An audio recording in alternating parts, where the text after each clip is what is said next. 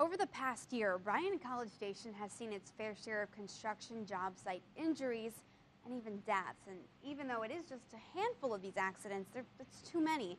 And unfortunately, they're pretty common. And that's why the industry has to follow very specific rules to keep employers out of trouble and employees safe. The loud purr of heavy machinery on a job site is just as routine as buckets, shovels, and boots. The more challenging the job is, the more fun it is to me. Which is why you can find Knife River Supervisor Alan Krennick on this massive project, building the overpass at 2818 and Villa Maria. Details a bunch like concrete paving, asphalt, dirt work, a little bit of everything, retaining wall. But it's the jobs like this one that make driving safer and usually more convenient. Hopefully to speed up traffic when everything is complete. That are sometimes the least safe for the crews that put all the pieces together. You always have to be aware of your surroundings. You always have to be kind of facing traffic that's coming at you and be prepared at every moment to bail out of the way. Crews are now focusing their work on the bridge. So while they're not a cone away from a car flying through the intersection, this part of the project presents different dangers, working around thousands of pounds of machinery, 24 feet above ground. In construction, there's a general standard that requires all employees to be made aware of the hazards on their job and the control methods to go about their job safely.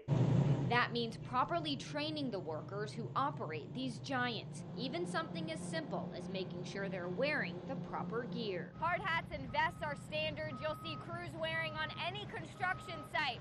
But today, while these crews are pouring concrete, hearing protection is also a must, because as you can hear, it's extremely loud. In the case of road construction, we've done a lot of emphasis on wearing high visibility clothing over the last 5 to 10 years.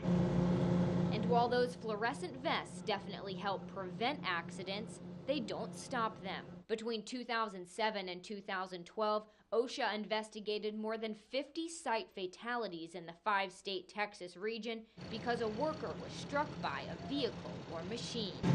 These involved employees working on or adjacent to highways, streets, or bridges, and were related to exposure to public traffic or heavy highway construction equipment. So while workers like Alan need to be aware of their surroundings, keeping these guys safe also falls in the hands behind the wheel. And a lot of times if they would just slow down a little bit and give us a break as they're coming through, we'd really appreciate it.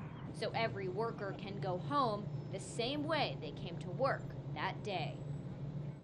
Now, TxDOT estimates that overpass at 2818 in Villa Maria sees 21,000 cars go through it every day. Now, traffic will start to go over the bridge in June, and the whole project is expected to be complete this August.